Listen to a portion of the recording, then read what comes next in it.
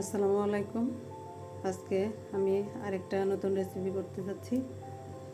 এখন আমি দিয়ে দিয়েছি কড়াইতে সরিষার তেল।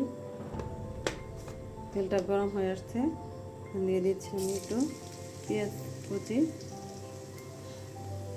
দিয়ে দিচ্ছি কাঁচামরিচ, একটু নেড়ে চেড়ে নেব।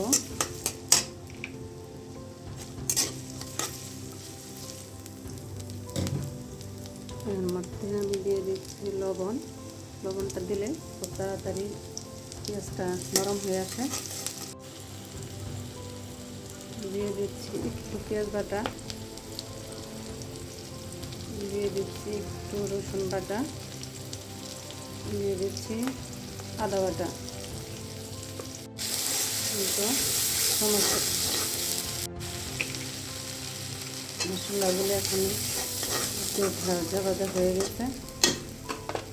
এখন আমি এখানে দিয়ে দিচ্ছি একটু পানি। এখন দিয়ে দেবো একটু জিরা বাটা,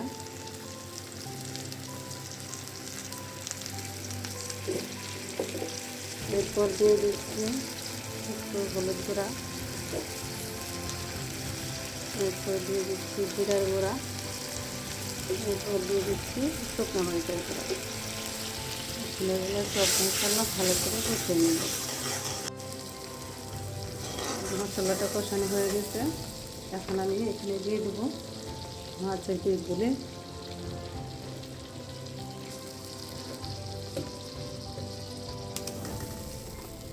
মাছটা আমি খুব ভালো করে এখন মশলার সাথে কষিয়ে নেব।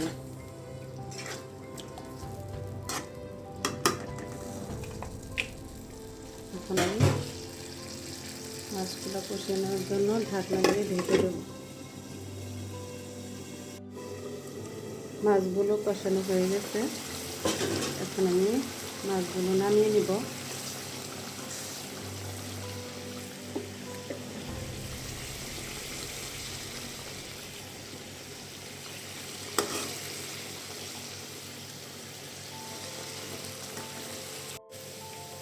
মাছগুলো নামিয়ে নিয়েছি। এখন আমি দিয়ে দিচ্ছি কিছু সবজি।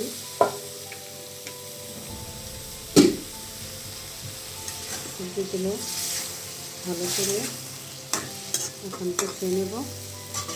কষিয়ে নেওয়ার জন্য আমি ঢাকনা দিয়ে ঢেকে দেবো। সবজিটা কষানো হয়ে গেছে। এ পর্যায়ে এখন আমি দিয়ে দেবো সবগুলো মাছ। মাছটা দেওয়া হয়ে গেছে। এখন আমি দিয়ে দেবো এখানে অল্প করে পানি।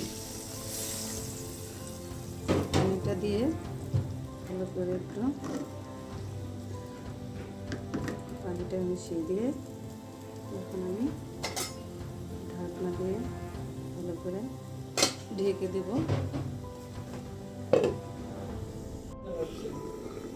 তরকারিটা হয়ে গেছে। এখন আমি পর্যায়ে দিয়ে দেব ধনিয়ার পাতা। হলে